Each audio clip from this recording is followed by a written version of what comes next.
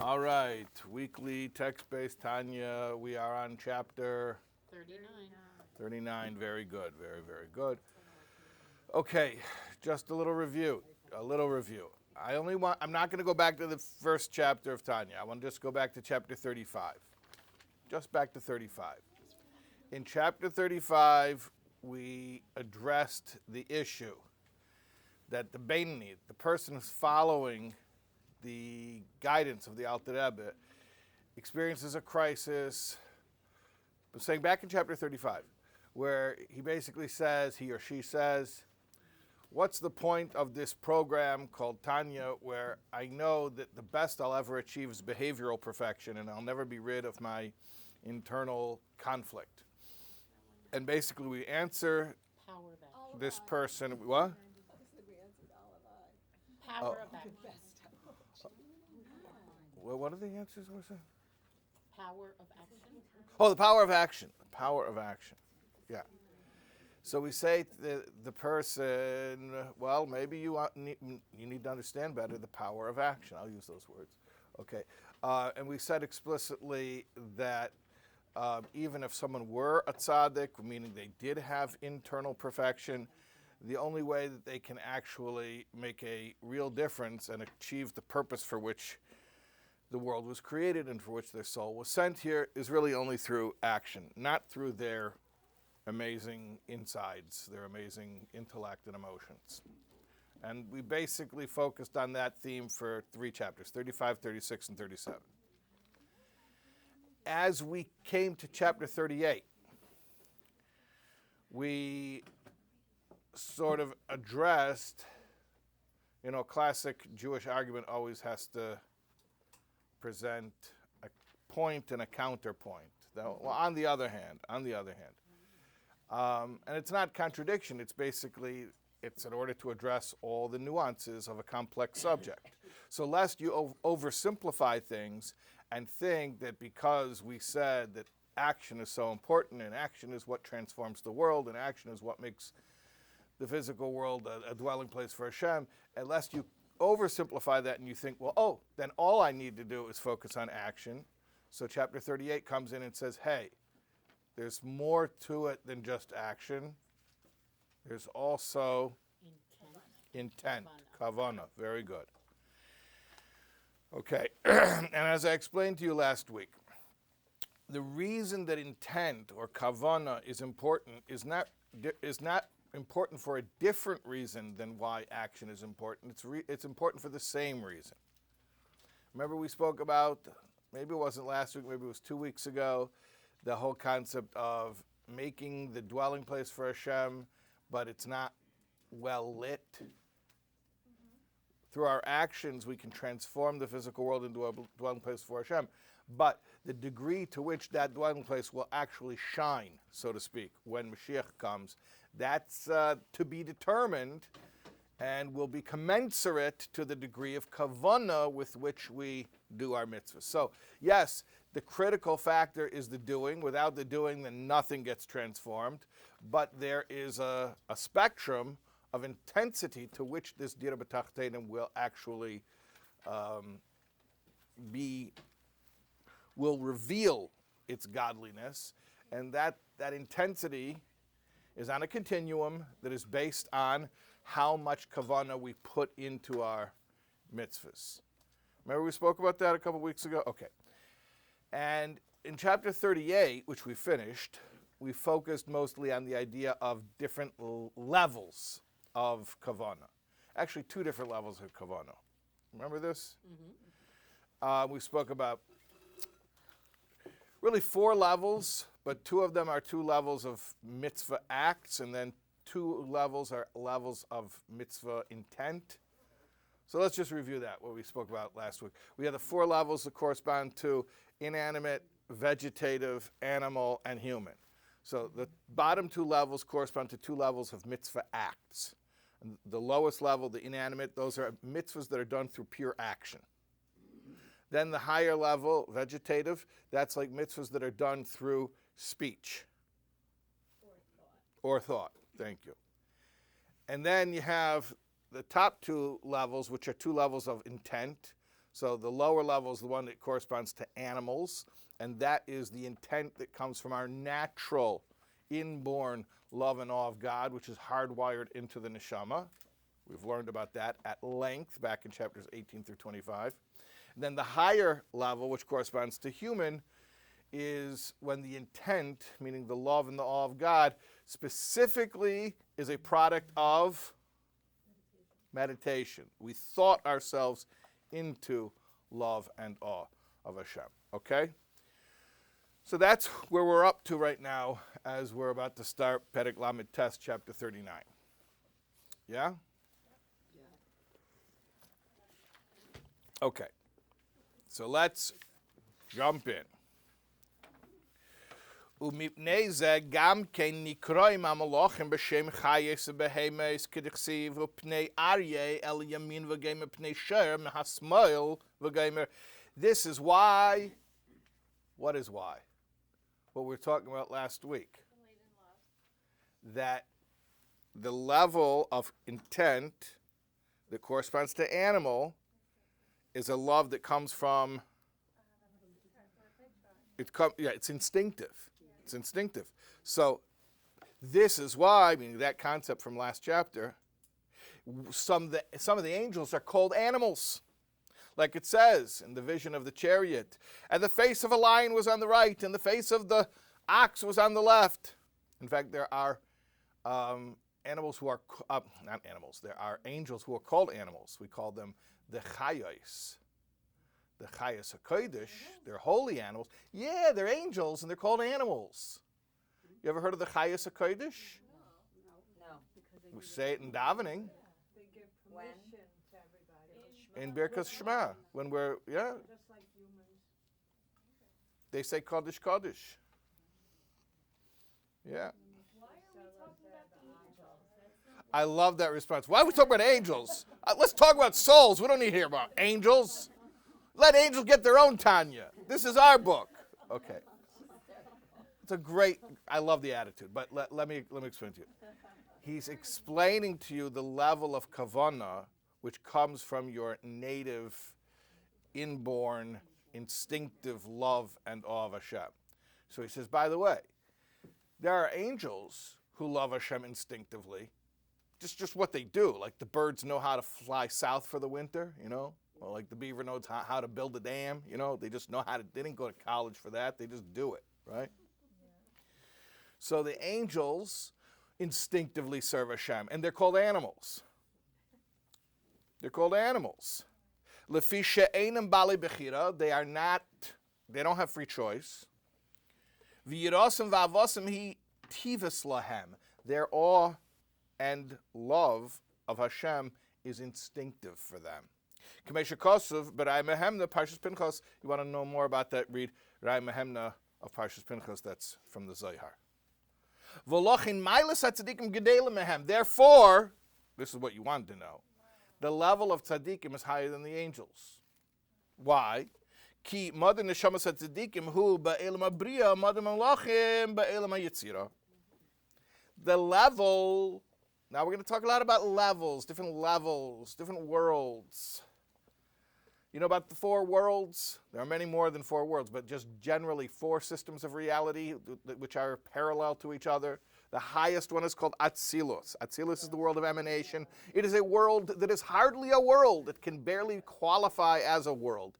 A world in Lashon HaKodesh is Olam, Ayin Vav Lamed Mem, which is from the etymological root, the Shodesh Ayin Lamed Mem, which is Helem, which is concealment. A world is a concealment. It is a system which hides creator behind creation. So the first world is Atzilus, the world of emanation. It can hardly even be called a world. It's so thin and flimsy. Emanation, you said? Emanate? What's the? I didn't catch the word. Emanation. Emanation. But don't even write the word emanation, because that's not a normal word that anyone has used in conversation this year. I'm translating. Atzilus means emanation. But don't write that down, because that doesn't mean anything, because you don't even know what an emanation is. Tell me what's an emanation? It's a thing. I don't know. What's an emanation? It It emanates. Yeah, that's right. An emanation. has to come out of something. It comes out of something. Yeah. Okay. Don't worry about it. It's just the name of it. It's just the name of it. What? What? Actually, it's not Yesh Ma'ayin. No. No. Bria is Yesh Ma'ayin. Atzilus is not even a Yesh. All right, well, thank you. I had a totally different word. The highest world is so bottled, it is so nullified that it barely qualifies as a world. What's a world? Okay, let's talk about this. What's going on there? What's going on in every world is God. Every God, what's going on is Everywhere's God. God, like The in that question is, world. to what degree do you perceive it? In Atzilus, you perceive it so well that, I'll put it this way, there's an expression that in Atzilus, everything is the opposite as it is in the other three worlds. It's interesting because, yeah, there's Atzilus and then there's the other three worlds. In Bria, Yetzira, Asiya. And I'll translate those for you, but it doesn't mean anything. Bria means creation, Yetzira means formation, Asiya means making. You can write it down if you want. It doesn't mean anything.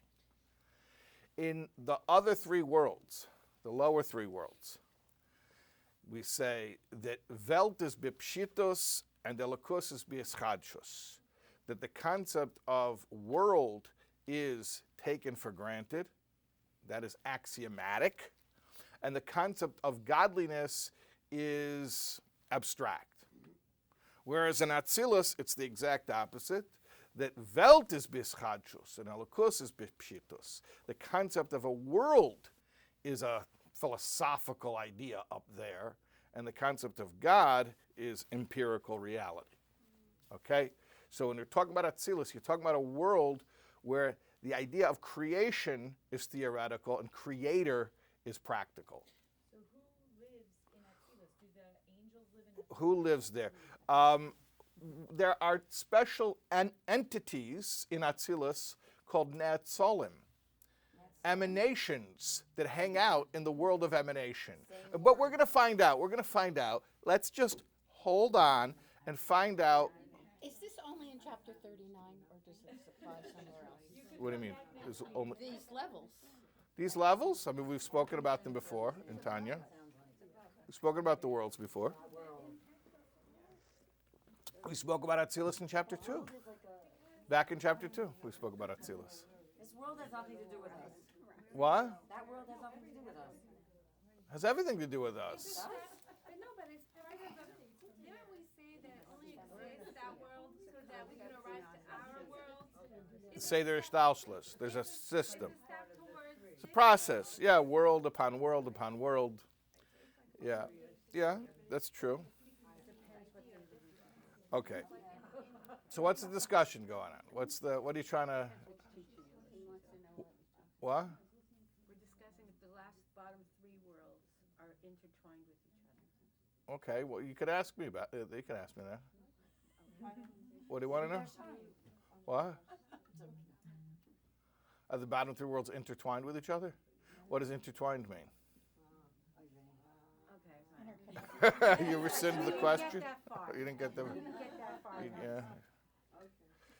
Okay. They're passing out mushrooms in the back over there. So.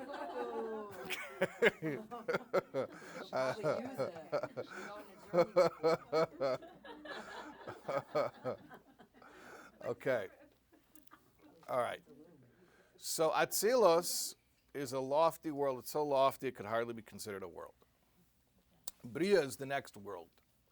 Bria is already more of a solid world, where the entities there already have more of a concept of self.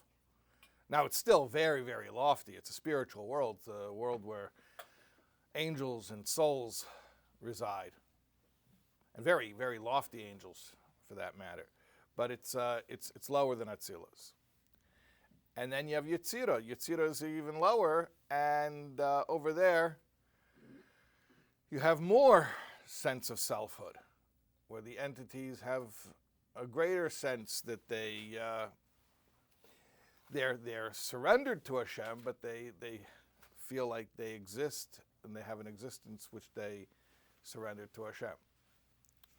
And then you have Asiya. Asiya is the lowest world. And Asiya has two parts to it. It has the spiritual part of Asiya and has the physical part of Asiya. Asiya is the only world that has a physical realm. The physical universe is totally within Asiya. That's the lowest world. Okay? So it'll be helpful for the next couple of chapters to remember Atzilus, Bria, Yetzira, Asiya. Okay? So what did we just say? We said that the angels serve Hashem with instinctive emotions, and therefore they're called animals, and therefore the tzaddikim are higher than them because the tzaddikim have free choice. They don't do it instinctively, automatically. They do it by choice. And therefore, the level of the tzaddikim is higher than the level of the angels. The angels are on what level? What did we say? Where's their dwelling place? The angels, Bria. And the level, I'm sorry, Yetzira. I'm sorry, thank you. Yeah. Yetzira. And the level of the tzaddikim, what? So here what we say, okay, so things are going to get more complex later because there are angels. Aren't there different angels? Yes, there are different angels. Yes. But right now, the angels that we're speaking about, the chayus, the angels that are called animals, are on the level of Yetzira, and the tzaddikim are on the level of Bria. So the angels are on a lower level. They're on the. Why not? I just don't. Okay, we'll make a motion to change. Yeah, the term. What? Wait, Bria, Yetzira, and Asiya, are those like here? Like Everything's here because we're talking about dimensions. Atzilus is also here. Everything's here. I mean, it's all right here. The question is, what do we perceive? These are not spatial, these are not realms that are made of three-dimensional space. It's not like you can locate them on a map. There are other planes of reality. So Yeah. which are the angels that were arguing with Hashem that we shouldn't get the Torah? It's a good question. That is a good question. I don't know. I'm not sure if there's a way of knowing specifically which angels they were. But the generic angels, stam angels, are chayes, and they're from the level of Yetzira, and they're emotional. They serve Hashem emotionally. I thought instinctive. That's the same. That's synonymous. Emotional and instinctive are synonymous. Yes. Yeah. Okay. Let me explain that better. When I say emotionally, I mean instead of the emotions being born from intellect, it's just they go straight to the emotion, which is why we call it instinctive. Okay. As opposed to the level of the tzaddikim, where they start with the intellect and they meditate and they create emotions. So we're talking basically about two levels of kavanah, intellectual and emotional. Now, all kavanah is emotional, because all kavanah is love and awe of God. But the question is, are the emotions from emotions or are the emotions from intellect? You follow? Good. Okay. Can they be from both? No, they're from one or the other. Okay. V'hainu b'stam malachim, we're talking about generic angels. Aval yesh malachim elyonim, don't get confused. There are higher level angels, ba'elam abriya, in the world of Bria. Shaveidasim b'tchila uchimu sichliim. They serve Hashem with love and awe that are sichliim, malashon seichel, intellectual love and awe. Like it says over there in Rai Mehemna, which is a section of the Zohar. There are actually two types of Chayas HaKodesh. Here's your taxonomy. When you go to your tour of the higher worlds. Tivim v'sichleim.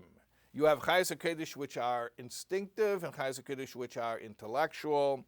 Like it's explained in Rav Chaim Vital's Eitz Chaim.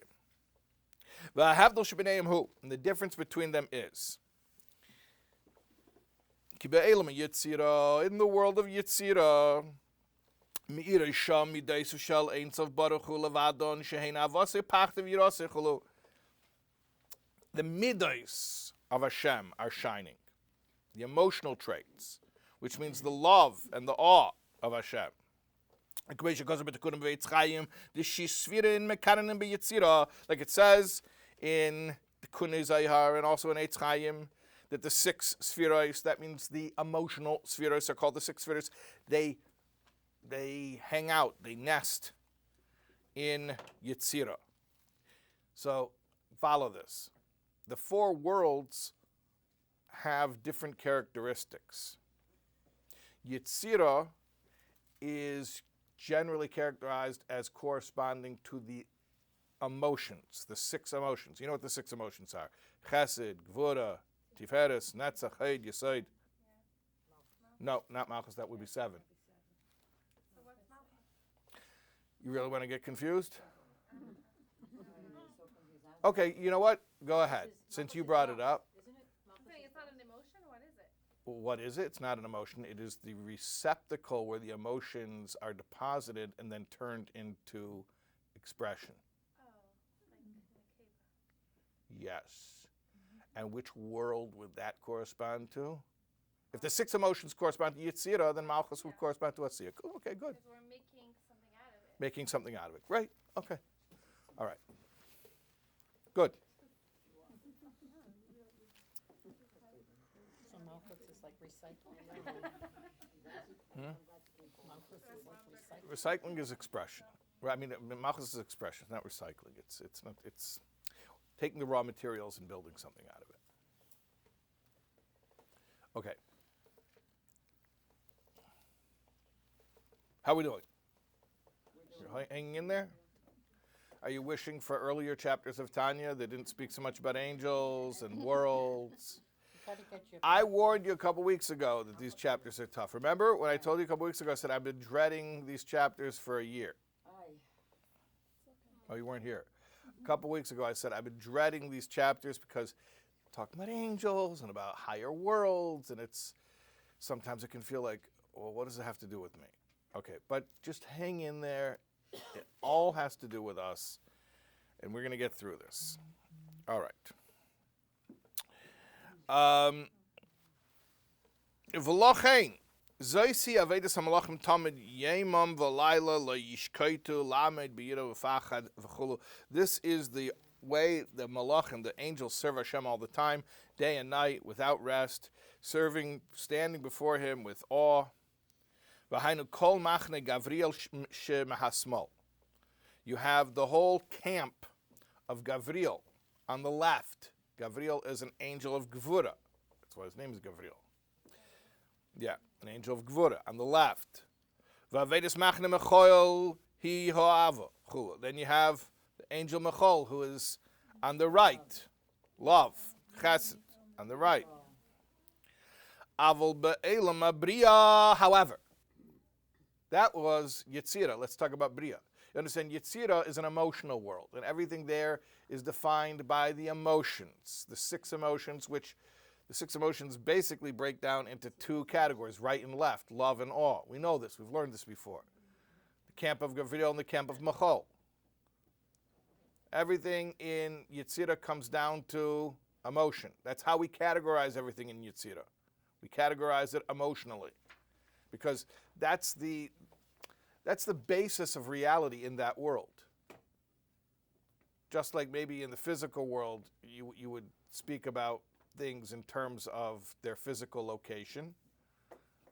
So in Yetzirah, you would describe everything in terms of where it is on the emotional spectrum. Is it right? Is it left? Okay, hold on. This is highly complex. I just want to push through here. However, he says, Bria is a higher world than Yetzirah. There is shining the Chochmah Bina V'das of Hashem, Hashem's moichin, His intellect. Shehein makar midis ve'em v'sherish lahem, which is the source and the mother of the emotions. You could use it like it says, the imi Allah, the supernal mother, mekanana betlas svirin de kurasaya. The supernal mother nests in the three spheres, which are the three intellectual spheres, Chochmah, Bina, Das, Shu Elam Bria, which is Bria. Okay, very good. Chapter 3. Yeah, that's you're saying where it says that the intellect are the mothers of the emotions. That is in chapter 3. Excellent. And I was going to even ask that, but I didn't want to break the flow. But no, that's great. That's great that you remembered that. Okay. Does everyone have the map? Just let's not get complex. Let's just keep it really, really super simple. Okay? How many worlds do we have? 4. Okay. So far, we've only spoken about 2 of them, really. We've spoken about Bria and Yetzirah. Okay? We really only spoke about Bria and Yetzirah. Bria is an intellectual world. Yetzirah is an emotional world. That's all we said so far. Yeah? Does the right and the left correspond to the ventricles as well? I don't know. I don't want to get complex. I don't want to. No, probably not. Okay. Do we have this much clear? Am I losing you in the back? Yeah? Yes. Gavril and Michal are emotional angels there. So you have the camp of Gavril and the camp of Michal. You have the Gvura camp and the Chesed camp. Once you're defining things in terms of Chesed and Gvura, you're talking probably about Yetzirah, because that's where everything gets defined according to emotions. What were we going to say? The Ima Ilah, I'm not going to say much about it. I just want to keep it really, really brief. It's Bina, and it's in which world? Bria. That's it. That's all you need to know. That's all you need to know. Okay? Okay. Let's keep moving here. Look, I was just talking to somebody, not in real life, but in an email, who told me she is in a Tanya class where they took 8.5 years to get through Tanya. Oh my God.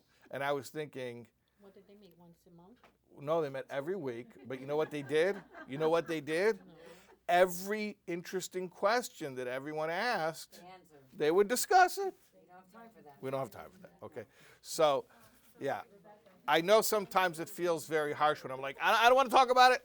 It's too confusing. But we would be here. It would take us 8.5 years to get through Tanya. So, okay. Yeah. That is going to take 7.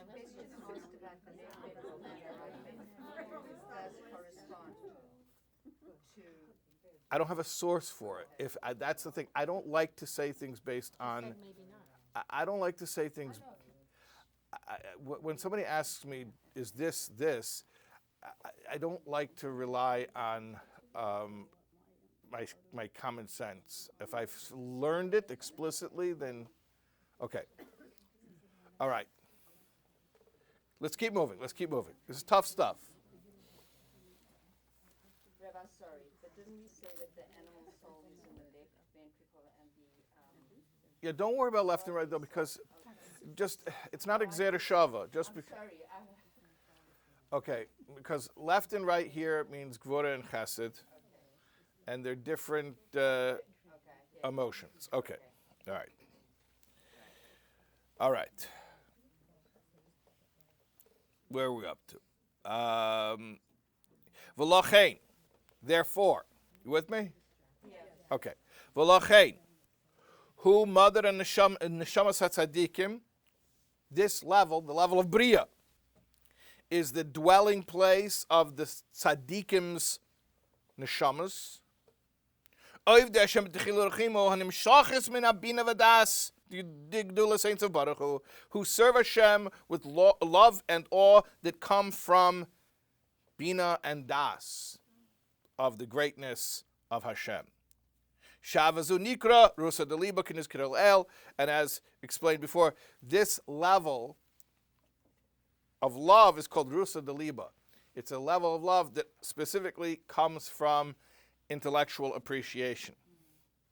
And that is what the tzaddikim have, and that's why they hang out in Bria, because Bria is an intellectual world.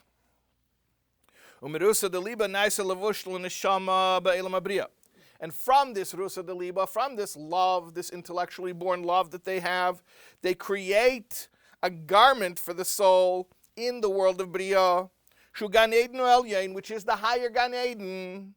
There's a Gan Eden Elyon and Gan Eden Tachton. Bria is Gan Eden Elyon. So when these neshamas finish up after 120 and they get up to Gan Eden Elyon, which is Bria, they say, here's your wardrobe that you made. Here's your clothes that you made. All your Rusa de Liba, these are levushim now that you get to wear in Gan Eden. Yeah.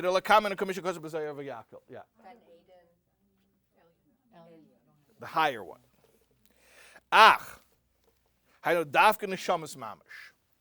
However, all right, this is a very, very technical line here.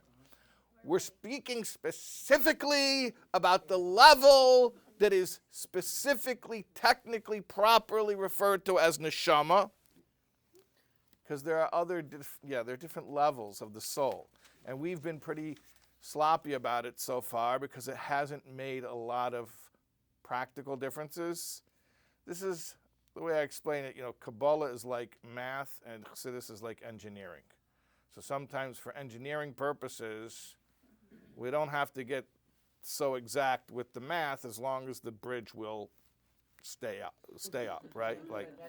Okay. So now here's a little bit of a Kabbalistic thing. Don't get too nervous, okay? We're talking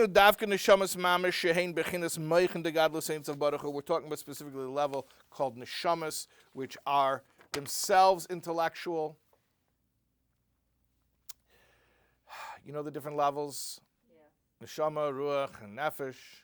You can even go higher. Yeah, Yechida, Chaya, and Neshama, and Ruach, and Nefesh. Okay, so Neshama specifically corresponds to intellect. But the level of the tzaddikim, the level of their soul, which is Ruach corresponds to emotion. And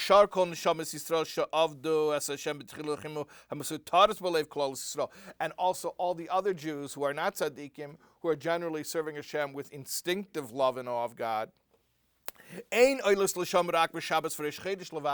don't go up to Bria except on special occasions like Shabbos and Reish Chodesh.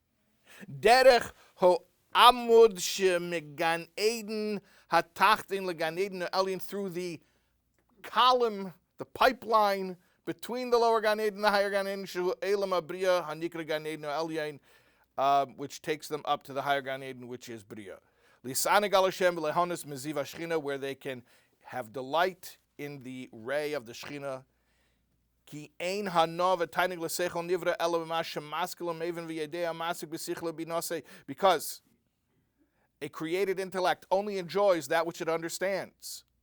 If you don't understand it, you don't enjoy it. Masha'av shalei lahavin lahazik me'er insof baruch hu, meaning only that which it can understand about the infinite. Al yidei chachmas binase yisbarach, through understanding Hashem's chachma and bina, which are shining there in Bria. So what we're talking about is, you have these neshamas of tzaddikim. And when we say neshamas, we mean really neshamas, meaning neshamas as opposed to ruach. And they serve Hashem intellectually, meaning they think about the greatness of Hashem to create love and awe of Hashem.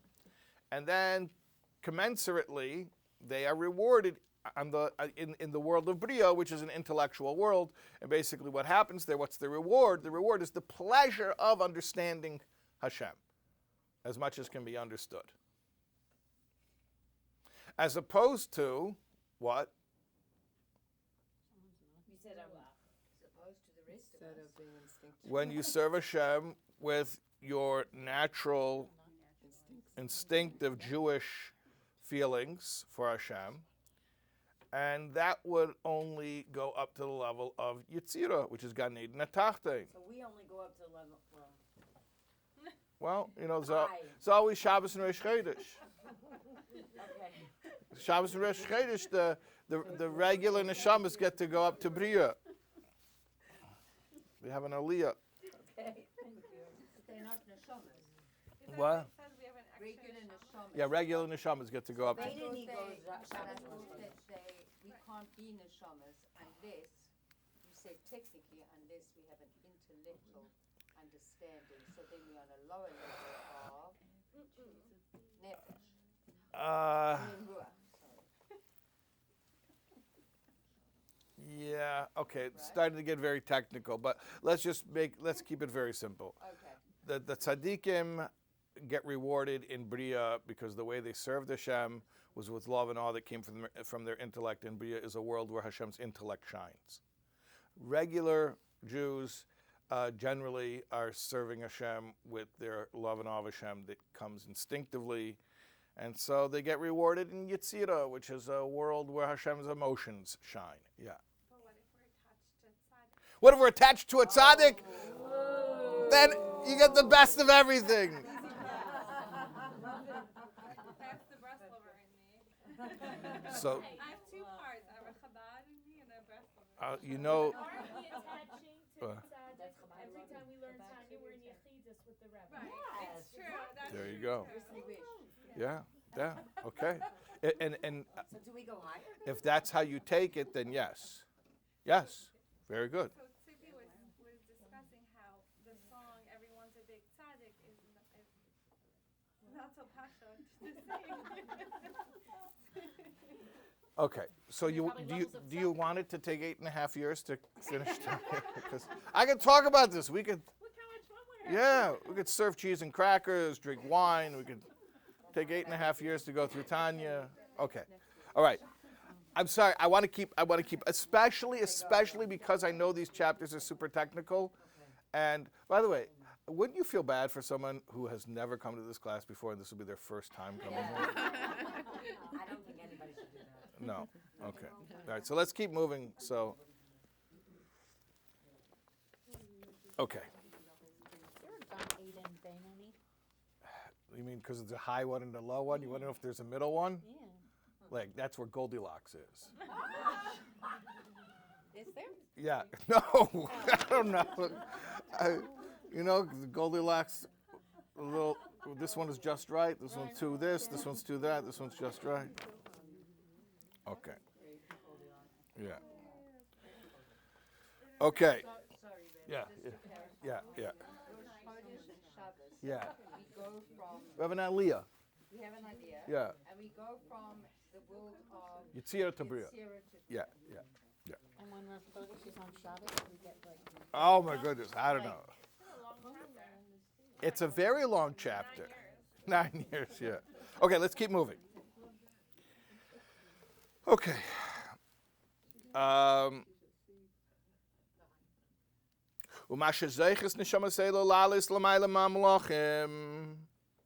And this, that these neshamas merit to ascend higher than angels. Even though they only served Hashem with natural love and awe. We just said that from time to time, even the regular neshamas get to go up to Bria. Well, hold on a second. You mean they get to surpass the angels? Because the angels are in, Stam Chayes are in Yetzirah. Generic angels are Yetzirah because they are emotional beings, instinctive creatures. And so too, most of us are serving Hashem with instinctive love and awe.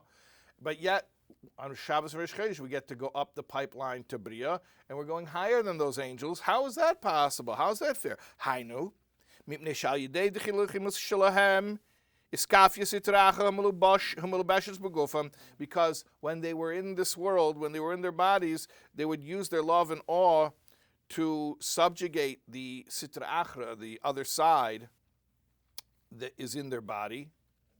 Remember, the angels are, and they're completely spiritual, so they're not hindered by physicality. But the neshamas, when they're in the body, yeah, they have what to overcome. They have that challenge of embodiment.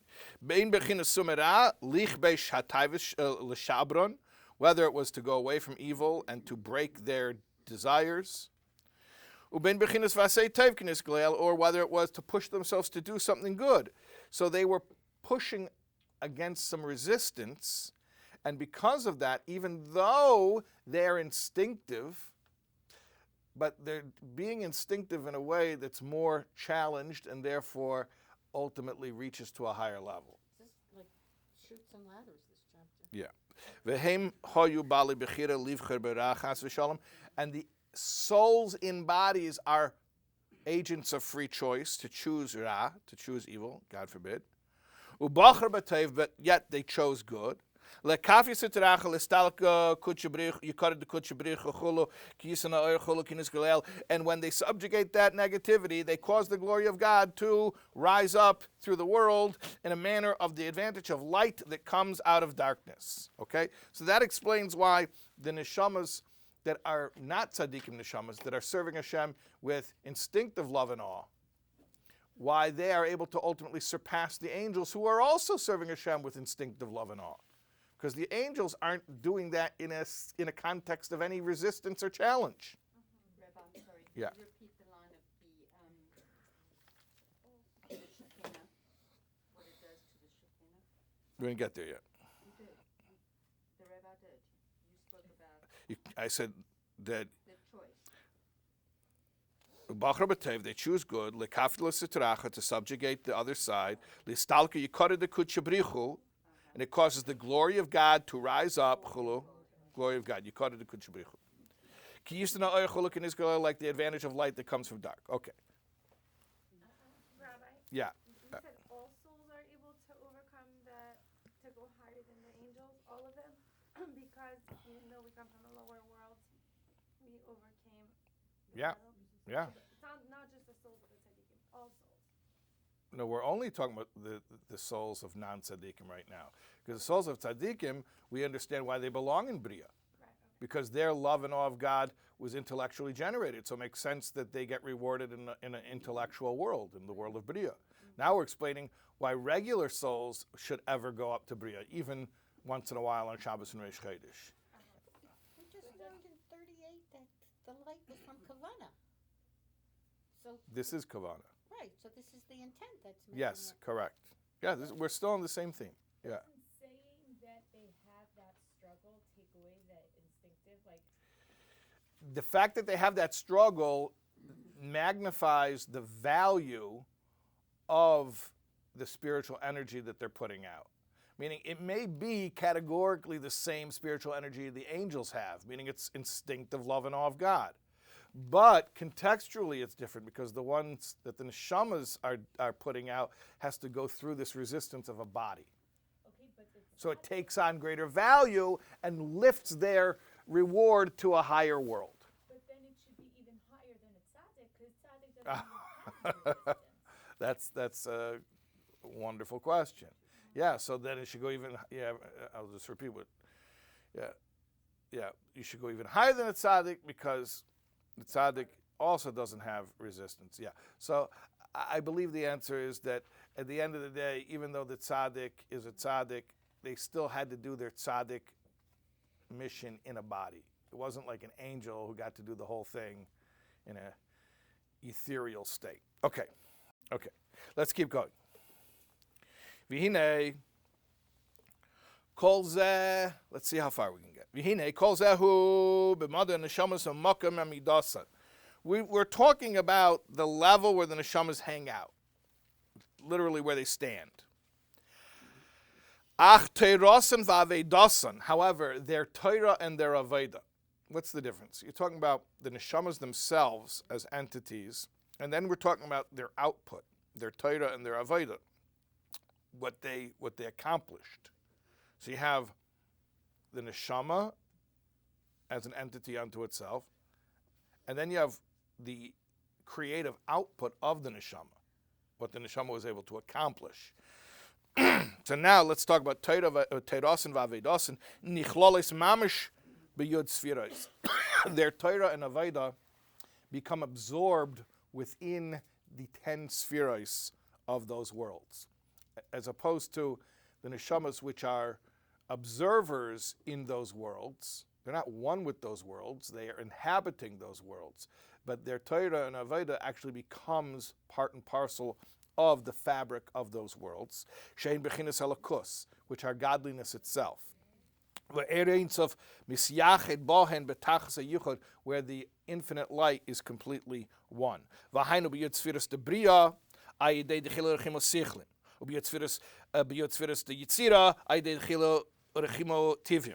And categorically, what are we talking about? That the level of when they serve Hashem with intellectual love and awe, then their Torah and Aveda becomes one with the spheres of Bria. And when they serve Hashem with instinctive love and awe, then their Torah and Aveda become one with the spheres of Yetzirah. And within them, within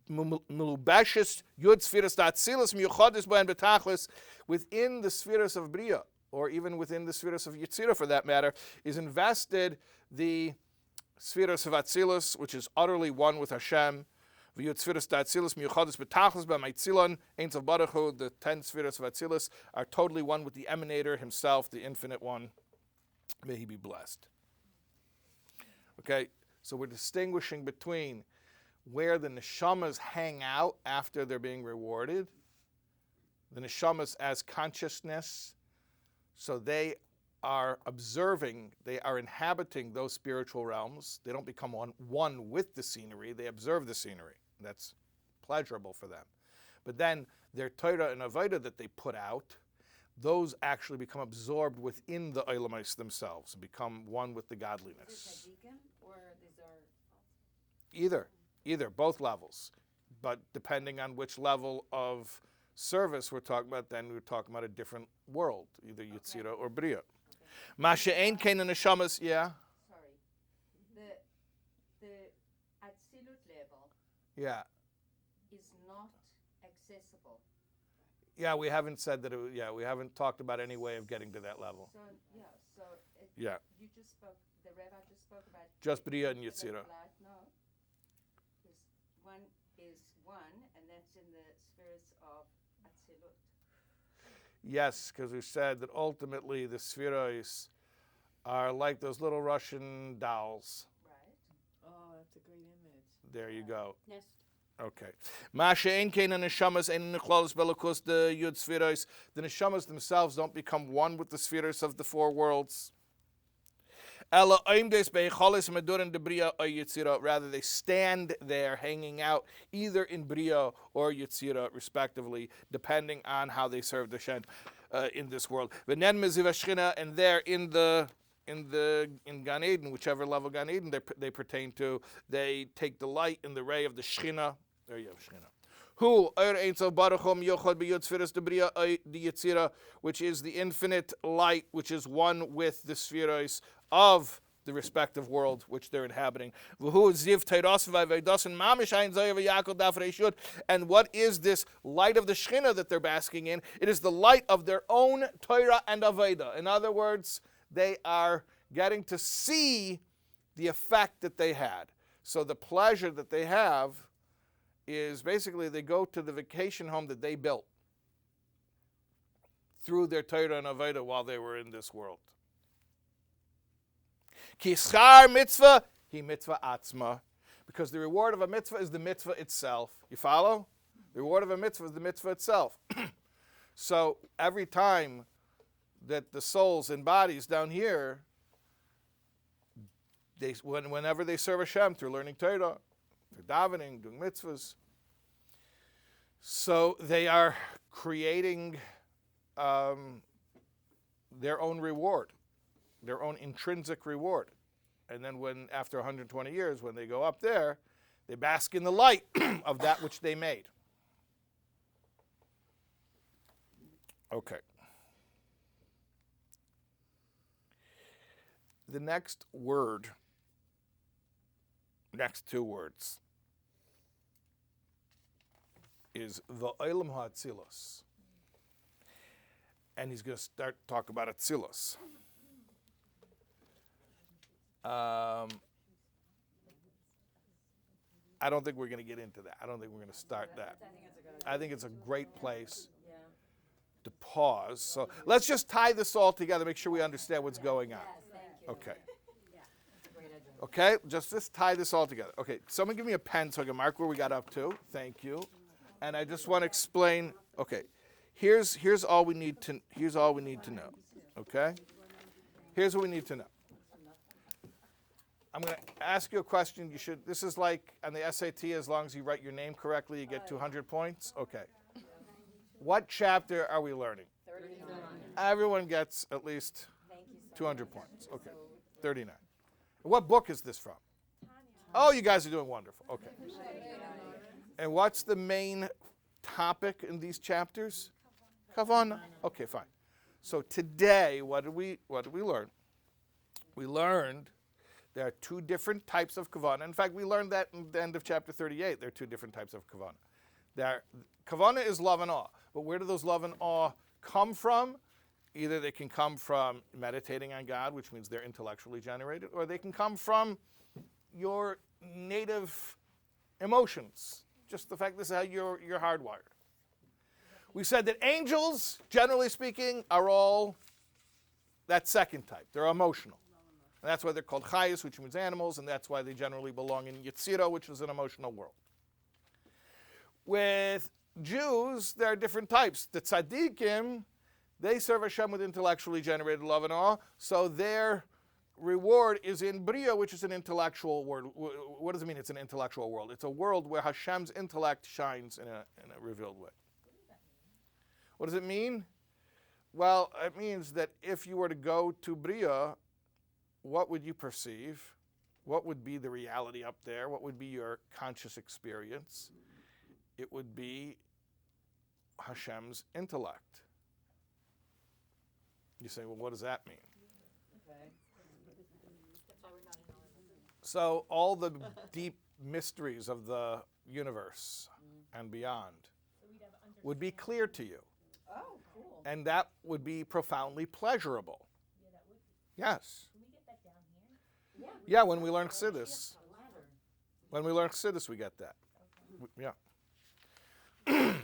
But in Bria, that's what it is all the time. That's what it is. That's what the world is. And that's called Gan Eden or Elyon, the higher Gan Eden. But if you serve Hashem with your regular love and awe, meaning the fact that it's hardwired in your neshama, you inherited it as a spiritual descendant of the patriarchs, then that's only going to take you up to Yetzirah. But even if you only get up to Yetzirah, on Rosh Chodesh and Shabbos, they give you a special hall pass and you get up to Bria. Why? Why should you surpass the angels? Because you overcame a challenge that the angels didn't have to overcome. You had a body.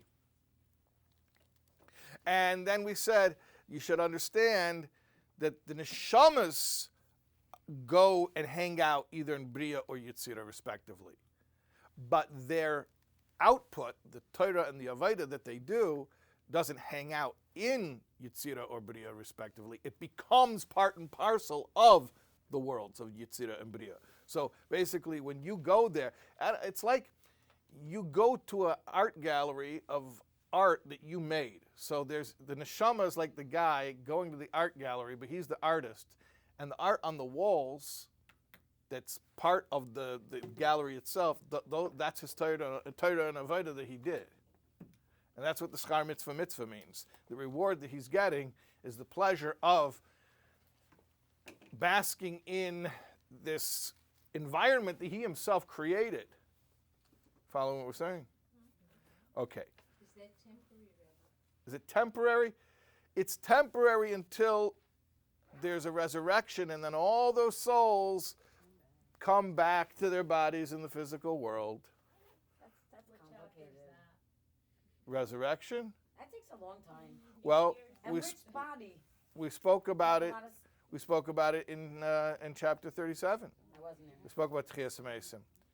And we said that our physical actions, our mitzvahs, ultimately culminate in creating the world of Tchias HaMeisim, where the physical world is so refined that it's holier than any heaven. Right.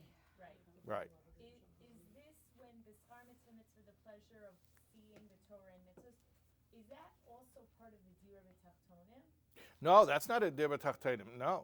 No, that's reward in the afterlife. Okay. Yeah. Now you're onto something because you're sensing and this is a good place to be right now. You're wondering. Tell me if I'm right. You're sitting here and be like, okay.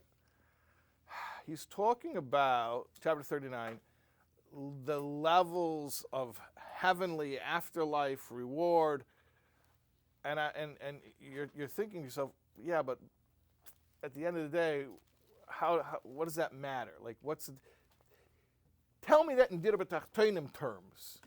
Is that what you're saying, basically? Like, translate this into terms of this world. Well, we were talking about Dirba Tachtonim for Hashem. Yes. Now we're talking about pleasure for ourselves on Hashem. Yeah, it sounds a little bit like we shifted. Like, we were making a Dirba Tachtonim for Hashem. Now it sounds like we're making an afterlife for ourselves. Right, and then Hashem will be down here, we'll be up there. Right, Hashem go to Dirba Tachtonim. We'll go up to heaven and get rewarded. It's like Henny Youngman said. That my wife and I went to a marriage therapist and said you have to go out twice a week to have a romantic dinner. So I go Mondays, she goes Wednesdays, right? So Hashem will be down there. We'll go up there, right? No, and never the tween shall meet. Okay, so you're asking good. You're asking good. That's why I said when the resurrection comes, the Dirba Tachtonim will have taken place, and those neshamas are going to empty out from heaven. Why would they hang out in heaven when God is down here? And Where will the pleasure of those Torah and mitzvahs be? Okay. Now you're asking very good, and this is why these neshamas. This is why when we talk about the neshamas, the level that they go to, why this really matters. Remember, I said that kavanah is also important, not just action, but it's not important for a different reason than why action is important. It's important for the same reason why action is important. Remember, we spoke about the idea you could create a Dirba Tachtonim through your actions, but it doesn't have enough kavanah, and therefore it'll be a dark dwelling. We want to make it a bright dwelling when Mashiach comes. So here's the deal. How do you know, how can I quantify how bright the Dirba Tachtonim is going to be? That is commensurate to the level to which my Torah and Avodah are able to reach in the spiritual worlds. I thought it's dependent on kavanah. Which is dependent on kavanah. So basically what I'm saying is, with a kavanah of a higher level, I'm reaching a higher world, but that's not the end of the story.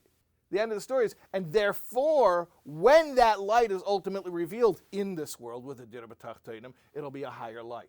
That's why all this Bria and Yitzira stuff matters, because ultimately we're talking about not the end of the story isn't you go to heaven and you hang out there forever, whether it's Bria or it's Yitzira. The end of the story is what level of light is going to be revealed down here. That's why it matters. And does that happen while we're here? Because that sounds No, that happens after Mashiach comes. we can't.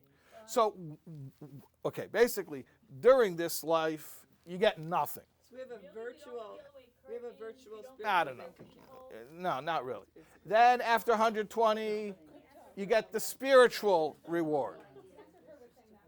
It's a bank account. It's a bank account. It's a bank account. So in this world, you just serve. You don't worry about. There's no reward in this world. Okay. Then after 120, Oh, but there is. stop it. Just serve. Just work. We don't have time for reward. Don't check your portfolio. Just keep working. Okay. So after 120, then the souls go up to heaven, whether it's Yitzira or it's Bria, Gan Eden Tachten, Gan Elyon, depending on the level of kavanah they had. But that's not the end of the story. The real point of it all is, and then after Mashiach comes, when the souls come back to the Dirba Tachtonim down here, how brightly lit will that Dirba Tachtonim be? That's going to depend on where you deposited your Torah and Avodah, whether in Bria or in Yitzira. Rabbi Taub, that's why we could still do mitzvahs to help the neshamas that are up there. Right, so that's why I just focus on the work right now, not on... We can do things for those neshamas to help elevate them to higher. Right, they appreciate it. We don't appreciate anything, but we can do it. But the Wait, hold on. We're We're doing Wait, 1 second. I just want to make sure one thing's understood, then I want to finish. Okay? Does everybody understand one thing? What? That we're in One chapter thing. 39? No. Okay. Schar mitzvahs v'hayal maleka. I mean, that's the Gemara. Okay. One thing I just want you to understand. Do you understand what difference it makes whether the mitzvahs go up to this world or to that world? What difference does it make? What difference does it make? It's illuminating for when the Mashiach comes to be a brighter world. The revelation after Mashiach. That's what I... No, it's not personal. Right. Okay, so one more point. In Gan Eden, in the afterlife, that's personal because it's only whoever earned it will be able to get that level. But when it's revealed as a dir b'tachtenim down here, it's objective. It's for everyone. In fact, even the animals will see it, and the wolf will lie with the lamb and all that stuff. Oh, wow. Yes. Okay? We gotta work together. Yes. Okay. Okay. So we're finished? Okay, we're finished. Okay, finished.